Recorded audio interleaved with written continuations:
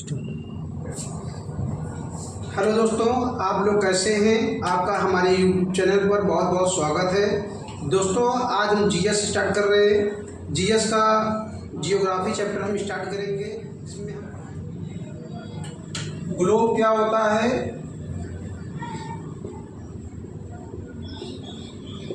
अक्षांश और देशांतर रेखाएं।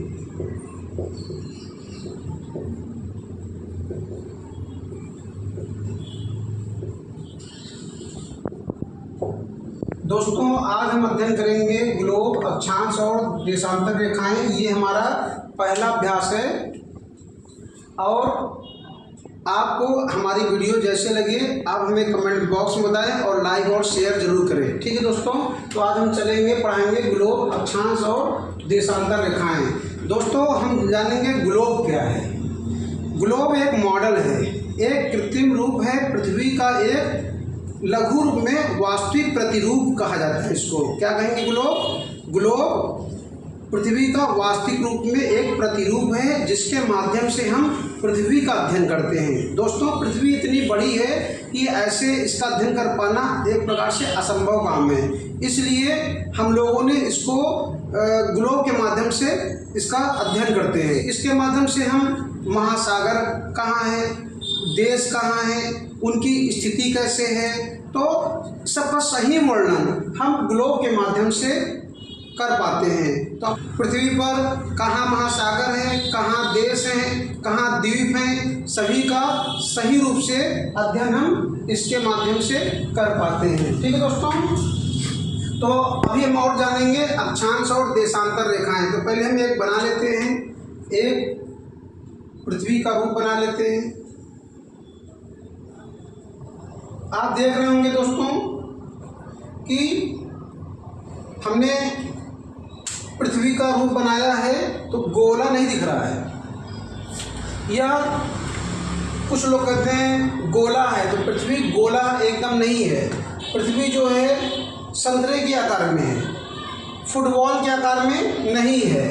तो यहाँ पर क्या है, यहाँ पर देख रहे हैं थोड़ा सा दबा हुआ है दोनों तरफ, जिसे हम लोग इसे नॉर्थ पोल कहते हैं, इसको साउथ पोल कहते हैं,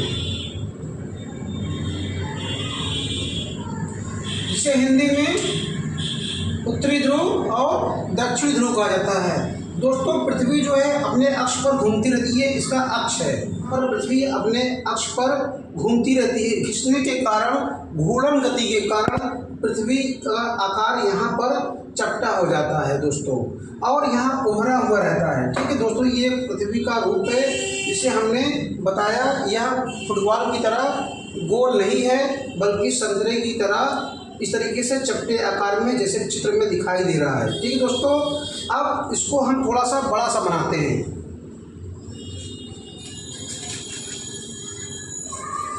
पृथ्वी का थोड़ा सा हम बड़ा चित्र बनाते हैं।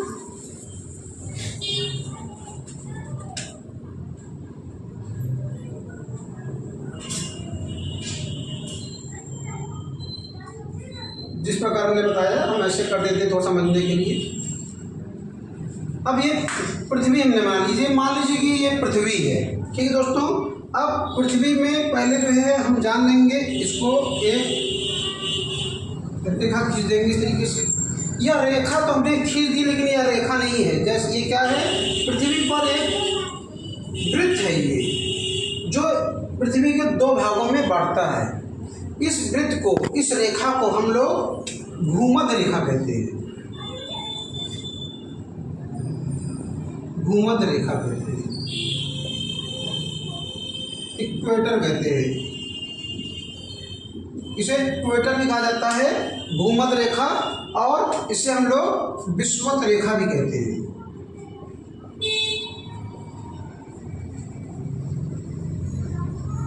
इसे हम लोग विषुवत रेखा भी कहते हैं। ये जो है 0 डिग्री पे आपका बना होता है। अब यहाँ पर यह तो गोला ही है, अब इस गोले में एक इधर पोर्शन आ रहा है और एक पोर्शन इधर आ रहा है। जो ऊपर वाला है इसे हम लोग क्या कहेंगे, गोलार्ध कहते हैं, ऊपर वाले को उत्तरी गोलार्ध कहते हैं और नीचे वाले को सीधी बात दक्षिणी गोलार्ध कहेंगे।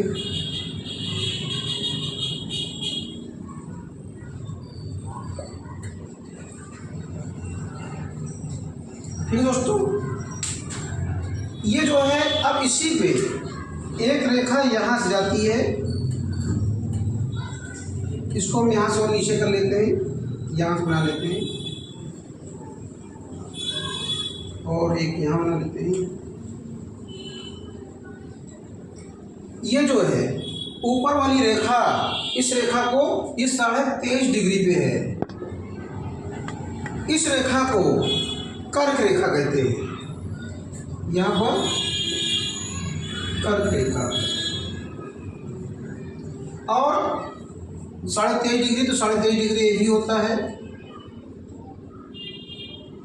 इस रेखा को मकर रेखा कहते हैं।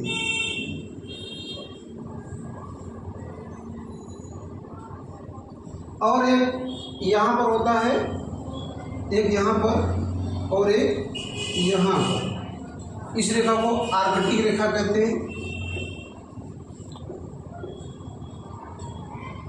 आर्कटिक रेखा कहते हैं और ये अंटार्कटिक रेखा कहते हैं।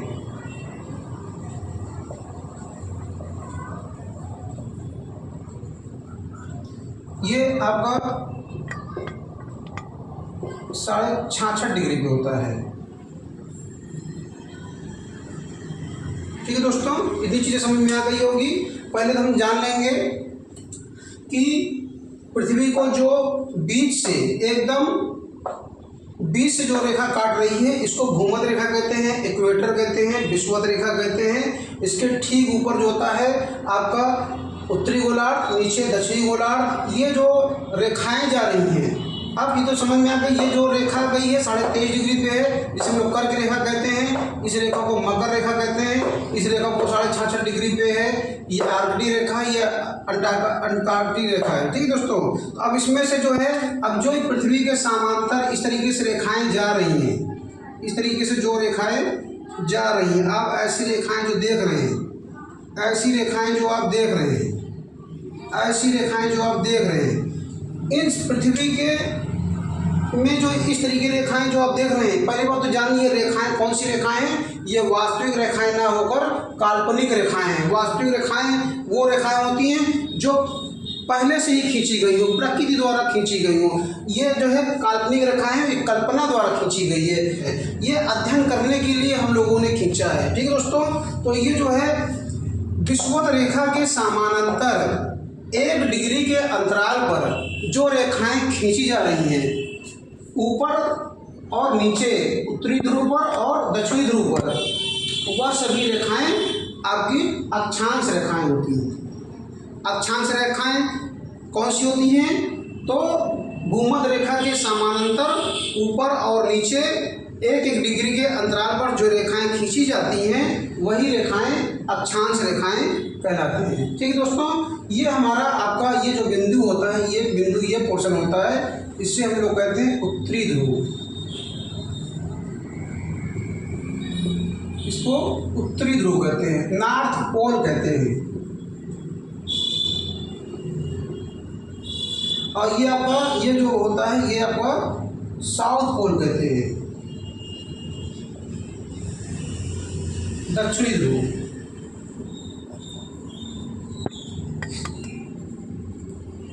ठीक है दोस्तों, तो आप लोगों ने ग्लोब जान लिया।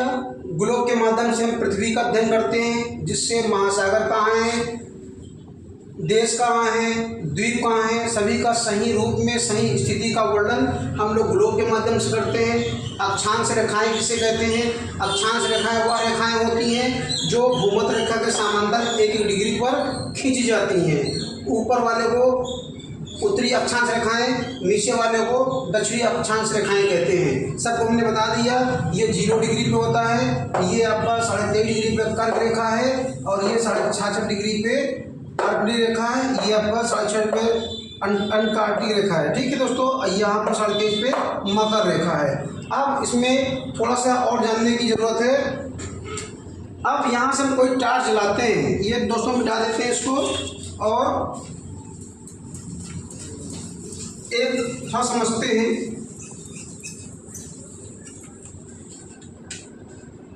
यहाँ हमने टार्च जला दी ऐसे, तो ये रोशनी दे रही है इस तरीके से, माध्यम से आपको समझा रहे हैं। जब इसकी रेखा जो इसकी जो किरणें पड़ेंगी तो सीधे पड़ते हैं, जो यहाँ से आपका कर्क रेखा और मकर रेखा, ये कर्क रेखा और मकर रेखा पर ये सीधी पड़ती है। ये वर्ष में एक बार सूर्य की किरणें एकदम सिर पर पड़ती हैं, मतलब लंबवत पड़ती हैं, जिसके कारण यह क्षेत्र कर्क रेखा से मकर रेखा का जो क्षेत्र होता है, इसे हम लोग उस क्षेत्र कहते हैं। ठीक है। और कर्क रेखा से आर्कटिक रेखा का जो क्षेत्र होता है, यहाँ पर सूर्य की किरणें सीधे नहीं पड़ती। यहाँ सिर पर कभी भी लंबवत यहाँ पर नहीं आती, बल्कि हल्की आती है, धूमिल आती है। इसकी क्या किरणें थोड़ा पड़ती हैं। ये जो होता है शीतोष्ण क्षेत्र होता है।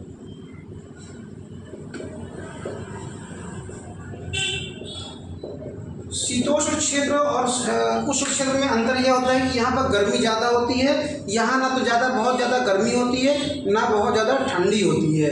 लेकिन जो पोल से लेकर आर्कटिक रेखा तक होता है, तो यहाँ पर ठंडा जाता है, जिसे हम लोग कहते हैं शीत क्षेत्र कहते हैं।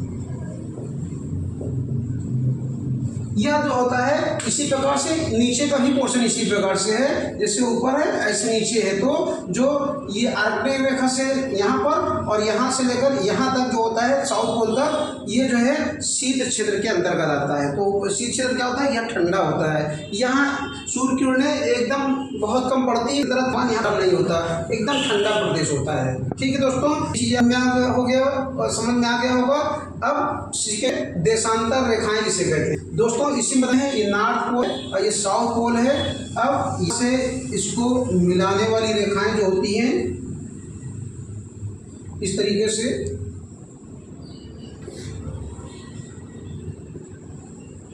अब लिया होगा कि अब जो जा रही हैं, जो ऊर्ध्वाधर रेखाएं खींची गई हैं ग्लोबल नॉर्थ से साउथ पोल तक, मतलब उत्तरी ध्रुव से मिलाने वाली दक्षिण ध्रुव तक जो रेखाएं मिल रही हैं, यही जो होती हैं देशांतर रेखाएं होती हैं।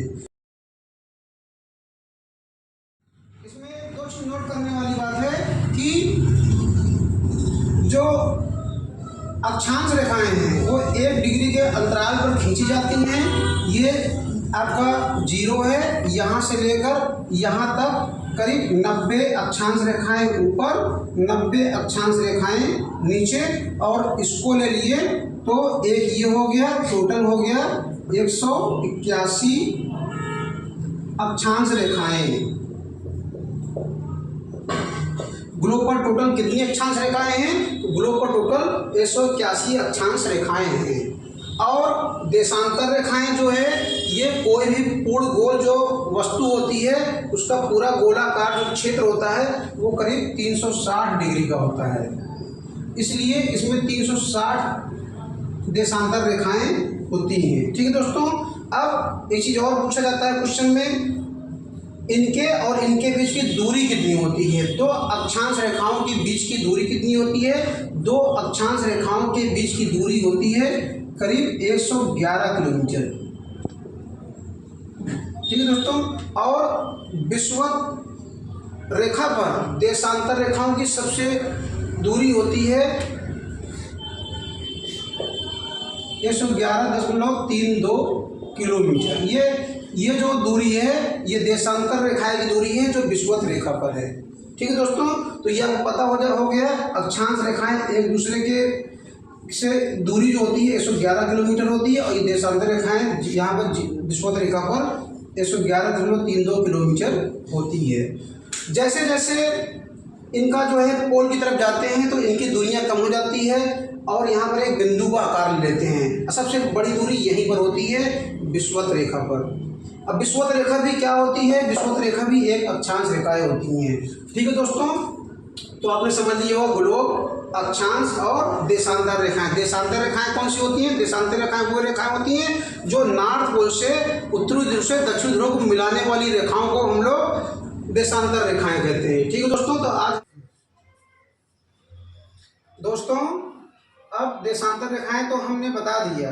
देशांतर रेखाएं जो है हम यहाँ पर अब ये होता है कि देशांतर रेखाएं क्या होता है, हर देशों का मानक समय रेखा सही से नहीं निकलता, इसलिए सभी देशों ने निर्णय लिया कि कहाँ से देशांतर रेखाओं का स्थिति कहाँ से चुनी जाए। तो देशांतर रेखाएं आपकी जो है यहाँ से, जिसे हम लोग लंदन में एक शहर है जिसे हम लोग ग्रीनविच कहते हैं, ग्रीनविच वेधशाला,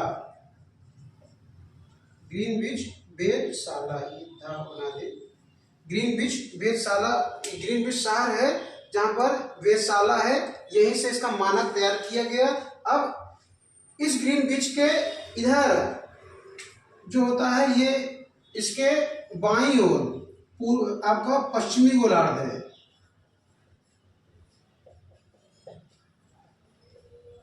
और जो देशांतर रेखाएं खींची गई हैं ये आपके पश्चिमी देशांतर रेखाएं हैं, और इसके इधर दाहिनी ओर अभी क्या हो गए, ये आपके पूर्वी गोलार्ध है, पूर्वी गोलार्ध में, जिसे हम लोग इसे पूर्वी देशांतर रेखाएं कहते हैं। अब भारत कहाँ है? भारत हमारा इसी के अंतर्गत उत्तरी और पूर्वी गोलार्ध में भारत की स्थिति है।